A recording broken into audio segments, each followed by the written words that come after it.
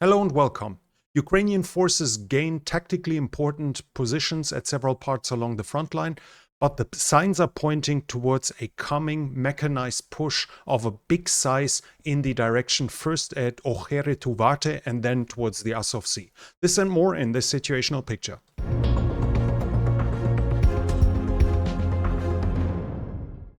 We'll start along the northern front line. The fighting continues northeast of Kupiansk, but at that point it seems to be absolutely clear that the Russian offensive there has reached its culmination point. Further serious advances are no longer expected. The offensive there was probably never really intending to capture Kupiansk, but it was meant to fix Ukrainian forces there and to pull Ukrainian reserves in, and in that it has been successful in a certain degree. The same was at the bridgehead over the Sherebets River here.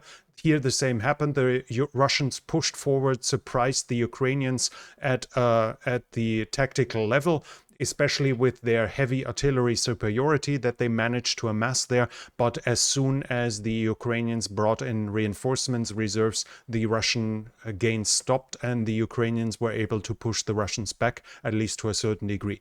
Both attempts clearly just meant to fix Ukrainian troops and to distract them, to force them to deploy reserves, and I cannot confirm any change in territory there in the recent days. There has been a slight change in territory here in the Serebryantsk forest, at least according to a Ukrainian military blogger that I follow. He admits that the Russians probably gained some ground along this front line, and as we do here, when we compare sources, we take Ukrainians admitting defeat more serious than the Russians claiming of success, and vice versa. And with Ukrainian military bloggers claiming that they lost some positions here, that seems to be likely. Fighting is also continuing Bilohorivka, Spirne, Vesele. Now and then, no change in territory, but we do know that the Ukrainians gained some ground in Orekhovo, Vasilivka. This is important because there's a ridge line here south of that road into Bakhmut. And the Ukrainians gained some fresh positions here, but overall the situation hasn't changed. They will have to advance along that ridge line to threaten Berkhivka and Yahitne. Should they achieve it, then the Russians would likely have to evacuate Berkhivka, but as we can see, they are still far away from that at this point.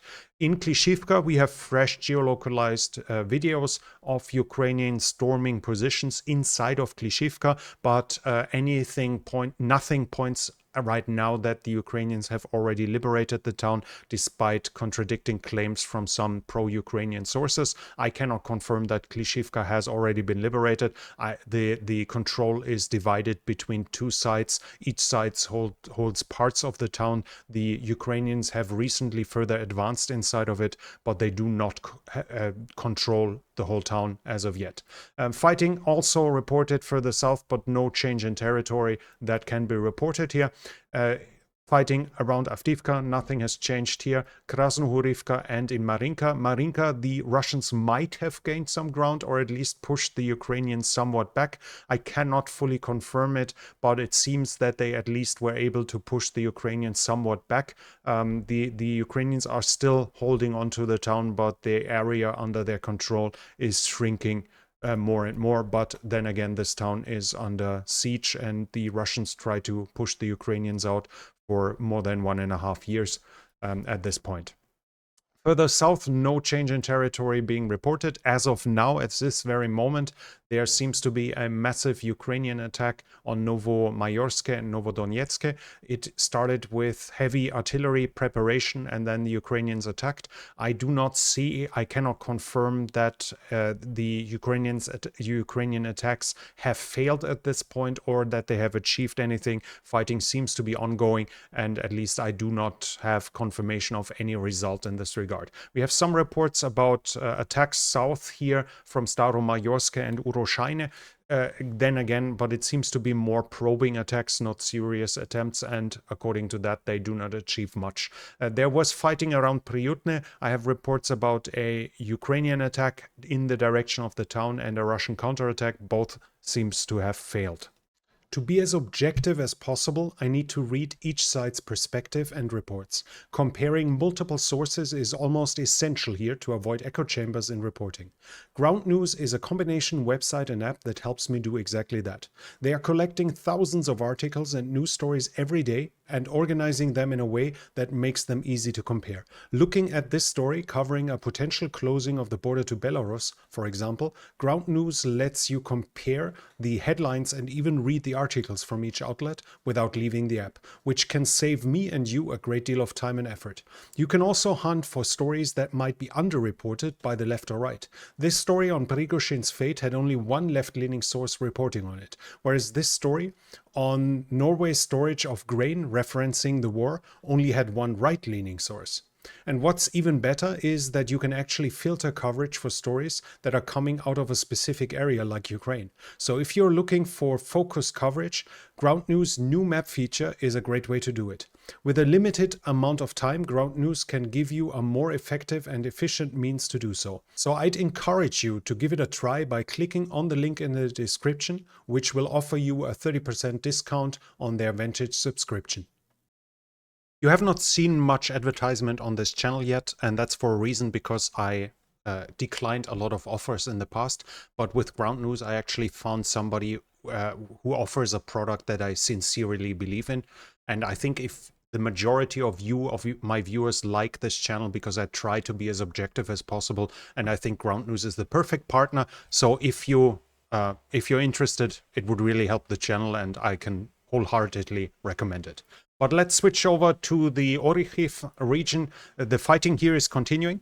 Ukrainian forces slowly advance their breaches into the fortification line. They're pushing south here and closer to Verbove, and they widen the gap. So they push the Russians somewhat back at several points, but we do not see a massive breakthrough or whatever was reported in the past few days or expected. We do not see that yet. We have some geolocalization here. This is Verbove. You see it northwest of the town, and another geolocalization southwest. So we see the Ukrainians pushing closer here towards Verbove, widening the whole area. But I do not have proof that they are in the town, let alone control the whole of the town. As you remember, I think it was the last situation report I made on this channel, where the claims were the Russians are shelling the southern part of town, and my verdict was I do not believe that. I think it's the Ukrainians shelling Russian positions there, and it seems to have been the truth. So the Ukrainians don't seem to be inside of Verbove as of now. Generally, though, we also have further small advances south of Robotine. Here in the tree line was a first additional line of defense for the Russians after Robotine itself. And now we know that Ukrainian soldiers were in that area. They have also advanced in that small forest southeast of Robotine. I cannot confirm how far they control the area, but we have geolocalized video evidence of them being in there, showing that they pushed the Russians back at that point. There is Wargonzo is talking about this, and they are saying that the Ukrainians have attacked east of Novoprokopivka in the direction of Ocheretovati. There is progress in the gray zone, so this is this area down here.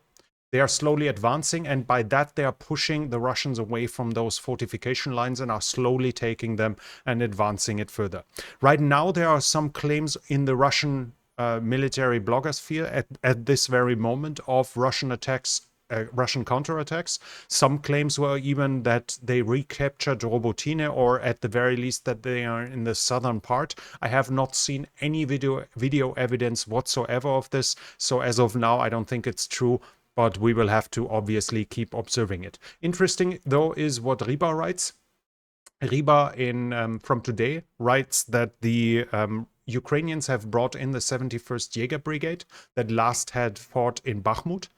At the Battle of Bakhmut, and this is important in several ways. First of all, it shows the Ukrainians still have reserves that they can deploy there. Secondly, it shows that a unit that has last fought in Bakhmut, at the Battle of Bakhmut in May, now had more than 3 months of regeneration, of rest and recuperation. The unit should be filled up with fresh recruits that were trained, that had time to prepare, at least a certain amount of time. and that they are able to redeploy those. This shows us whenever a unit disappears, unlike with the Russians, the Ukrainians don't leave the units along the front line. And when they send reinforcements, they don't have to do lateral redeployment, as we've seen it with the two new VDV units that are now at Robotine.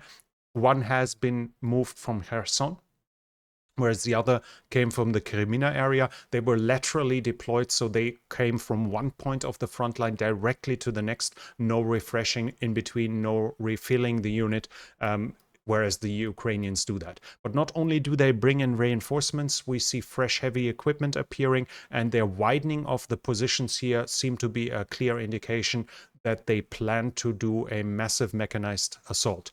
In the video from yesterday, the Ukrainian commander said of that area, said that he's optimistic that from now on it will go faster. The spokesperson of the southern units of the Tvaris group said that the minefields are now much smaller. There's a fresh study from the RUSI Institute, from the or Royal United Services Institute, I guess either it's Rus Institute or RUSI, where they said the Russians meant to build minefields 500 meters deep, and they ran out of mines. They didn't have enough mines to do that, so the minefields were thinner, and they did improvised explosives, etc. I'm going to go through that report and see whether it's worth its own video. But the important thing was the Russians were short on mines already in their main defensive line. So from now on, the minefields should be significantly smaller. And when we see the Ukrainians widening the gap here, this is a clear indication that they want to open a gap for them to push through. There are dragon teeth here, there are tank ditches, there are fortifications, all of them have to be cleared. And just because the infantry is through doesn't mean the tanks can go through. The dragon teeth have to be removed. Ideally, it's in several pathways, so the Ukrainian mechanized forces don't have to concentrate on a single route. The same with the minefields. The more they clear, the better. The more they can open up their units in an attack, as the Russians will fairly soon see any coming attack with their drones and then be able to strike it with artillery and their combat helicopters. What we see now is the Ukrainians opening the front line, opening the fortifications to allow them a further advance. We should expect significant mechanized assaults within the next few days. We have signs that fresh units are arriving. Here is a video, a fresh video, I think it's from yesterday, where a destroyed Challenger 2 is visible. It's clearly visible with the optics on top of the barrel and the form of the turret. Obviously, destroyed isn't a good sign for Ukraine, but that should be not much of a surprise that units, that equipment that's on the front line will suffer losses. The Challenger 2s are part of the 82nd Air Assault Brigade of the Ukrainians that has already been active here with Marder and Striker IFVs. They are now bringing in their tanks, and we see further deployment of heavy equipments trying to push that. At least we can expect to try to push further south. We also have geolocalization here from the Kamyansk region, and that's fairly interesting because the area, especially around Piatikhatki, has been rather quiet in the past few weeks.